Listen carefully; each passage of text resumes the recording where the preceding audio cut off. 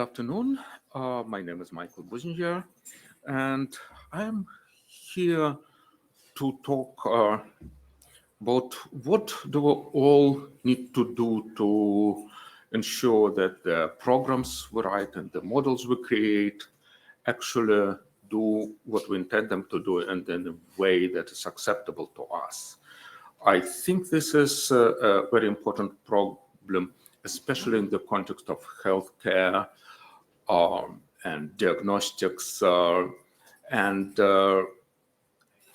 a use case, I'm taking an example of variant classification rules. And I'm here not really to show off what already has been done, because there's a lot of things that are still needed to be done, but more like share with you the recent ideas that we have started work on in the last year or two, and see if these ideas resonate to you, if you think they're relevant, or if we're really a bunch of village idiots that are talking nonsense. And I will be talking a little bit about the history of how the project started.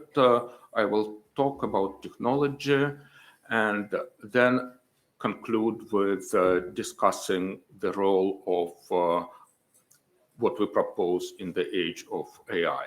And it's really all started 8 years ago when I was hired by Brigham and Women's Hospital, the Division of Genetics, to productize a bunch of software tools and scripts that were written by grad students, lab assistants, postdocs over a period of 10, 12, 13 years, and make it something that clinicians can trust in their everyday work. Obviously, these people who has written original scripts have disappeared, and nobody could understood what actually the program is doing. So my role was to kind of restore the trust between the software tools and the clinicians who use it. And when we're talking about this trust, how we humans usually trust something? Well, we look for explanations, then we try to understand and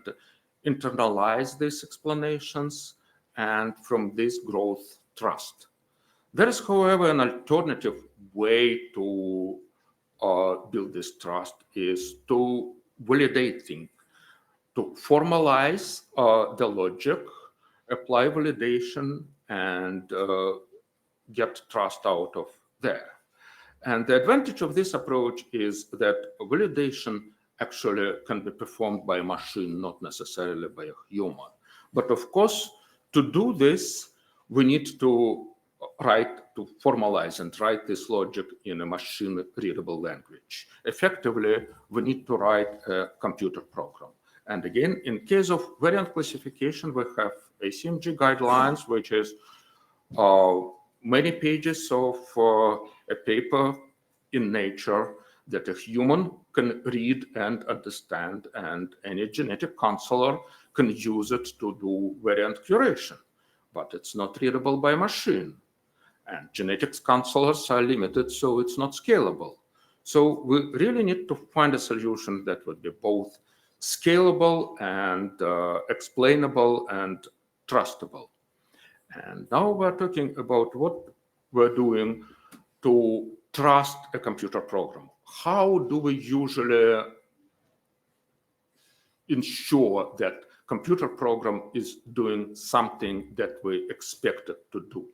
Well, there are multiple historical approaches to this problem, but as all of you know, the most prevalent today, and maybe the only popular approach, is really testing. Testing is great, but we shouldn't forget about other approaches like structured programming that started being used for validation in 1970s, and even older ideas of formal validation through invariant programming and assertions that can assure that every statement of the program is doing what it is supposed to do. And I would argue that today, especially in healthcare, these two approaches becoming more and more important. First of all, in healthcare, we're moving toward personalized medicine. And personalized medicine means that we are dealing with unique cases, sometimes once in a universe cases. Testing is not a reliable tool to assure that in these cases the program will work. And also, of course, testing can kind of convince us that the program works correctly. But in healthcare environment, there are additional requirements more than just correctness. We need to assure compliance. We need to assure lack of bias, or at least limited bias. We need to assure ethical use of data when we train a model. Unfortunately or fortunately, not all data can be used to train the particular model. So that is why, in my opinion, structured programming and formal validation is really a way to go forward, but it requires support in the tools. And again, let's apply structured programming to variant classification process. Variant classification is really a process of selection of variants of interest. And we can write this logic in a language, in a domain-specific language, specialized language that is both machine-readable and understandable to domain experts, not only to programmers. And to support validation, we need to do a few tricks. We really need to introduce strong typing into the language, which is not common for DSLs, and we need to introduce evaluation of the predicates and assertions. And here, well, the statements in this DSL, the statements about the variants are really predicates. And validation assertions are predicates about predicates. So to avoid the conclusion, we call them meta-predicates. And as I said, the first thing that we need to do is introduce the type system. So in our DSL, we introduced a type system for variables used. Variable is really genetic annotation. It's a piece of knowledge about a specific genetic variants that come out of public or proprietary databases. And for every variant, we can find up to 3,000 different pieces. Some of them are really not relevant at all. The majority are not relevant at all, but a few dozens would be relevant. In any case, we can classify these annotations. First of all, we classify them by purpose they're used. The purpose of provenance of this, which are kind of call quality annotation, for example, and the purpose of clinical or biological evidence. The latter we also classify by three additional dimensions. We classify them by scale. Is it a piece of knowledge about a specific variant, about the position in DNA, or about the gene where it is, about the knowledge domain where it comes from population genetics or functional analysis, and the method that was used to obtain it. Is it the clinical evidence, an experiment, or bioinformatics inference, or something else? And when we created our variant classification tool on FISA, which was first presented at BOSC 6 years ago, then published in Journal of Biomedical Informatics, we created a domain-specific language based on Python. Later, we introduced this type system, and today we're introducing the meta-predicates and evaluation of some meta-predicates. But first, I will talk a little bit about the syntax of this language. Naturally, variant classification rules are decision trees.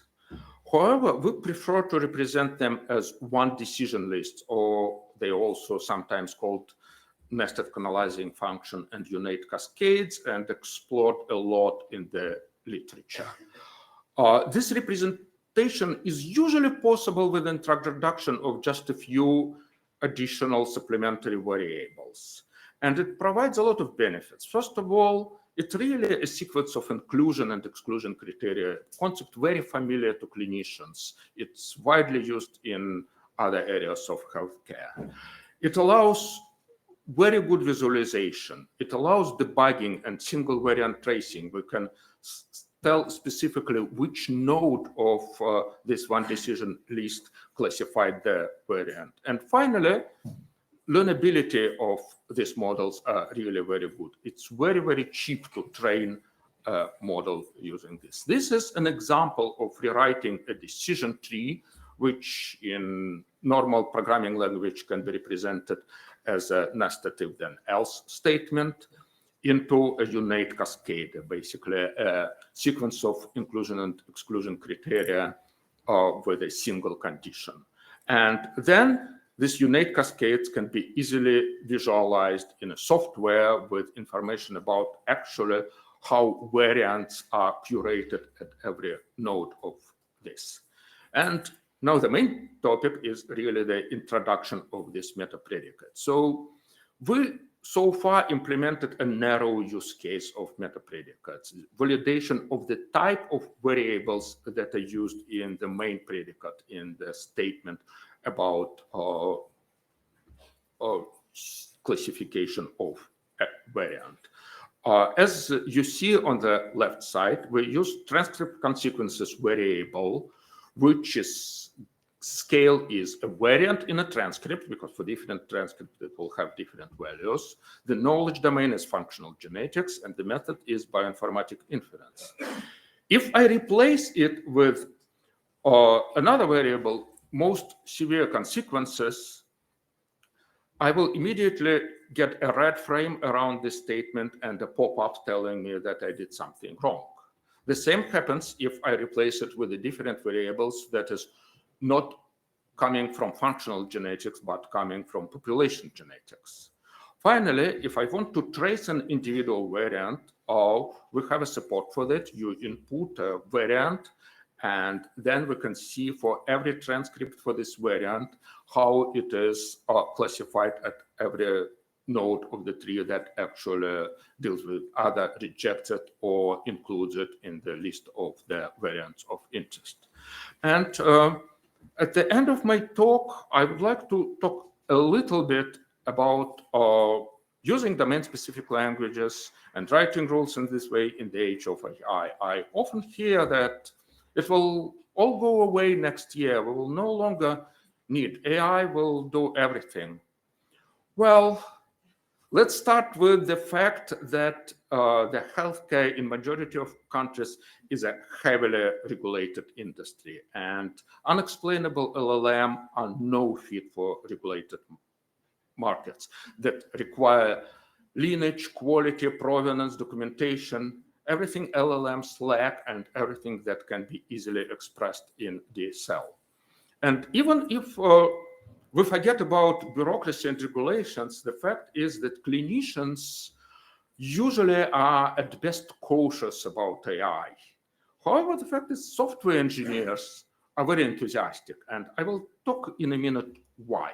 But first, I will tell that existence of good deep learning models still can be used. There are a lot of work that has been done from the previous period of neural network hype that happened in the late 90s of the last century that show that most complex models can often be reduced to simple and explainable models like decision trees.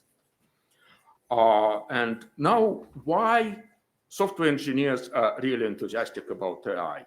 I would state that, in my opinion, that's because current AI is Gen AI, so it does best what it is supposed to do, generate text. For example, generate program. So why not to use this AI to take these black box models and generate a readable DSL script? And one of the very recent ArcPrize report shows that actually AI does this much better than just creating a model that provides you with decisions. And my final philosophical slide is about, I often hear a question, can AI do logical reasoning? And recently this question was asked to Dr. Bernardo Sabatini, who is neuroscientist and co-director of Harvard Institute of Natural and Artificial Intelligence.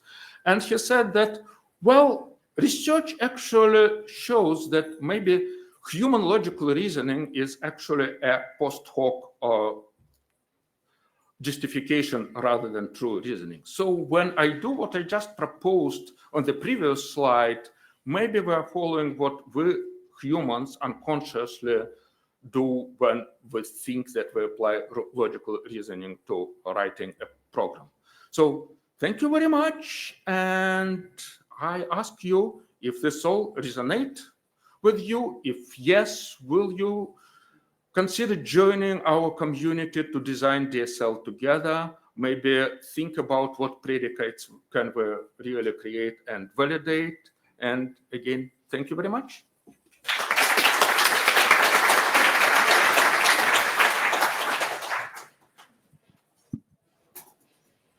Questions? So okay, I'll work my way back. Hi, thanks for the good talk. I had a question about ACMG specifically. Part of that language gives some flexibility to the users of it, essentially to promote or demote evidence. Is that something you've attempted to address through standardization, or do we just need to wait until the genetics community gets a little more specific and defines it more as a language? Just curious how you approach that. I can tell you how we addressed it. We addressed it through customization. So basically, we created the idea that we really created a development environment, an integrated development environment for creating these evaluation scripts. And every clinician has their opinions. So for every clinician, we created the set of rules that is comfortable for them.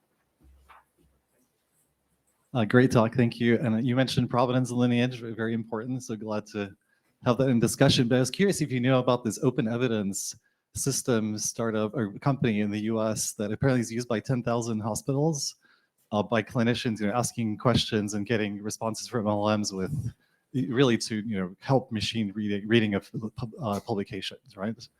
And I guess there are probably some very serious questions there about lineage and provenance, right?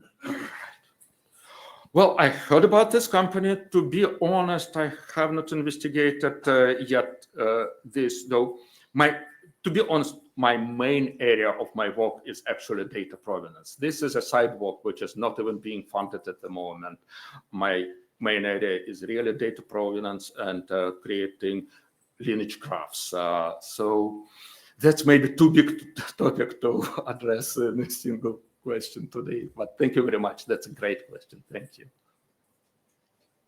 Any other questions?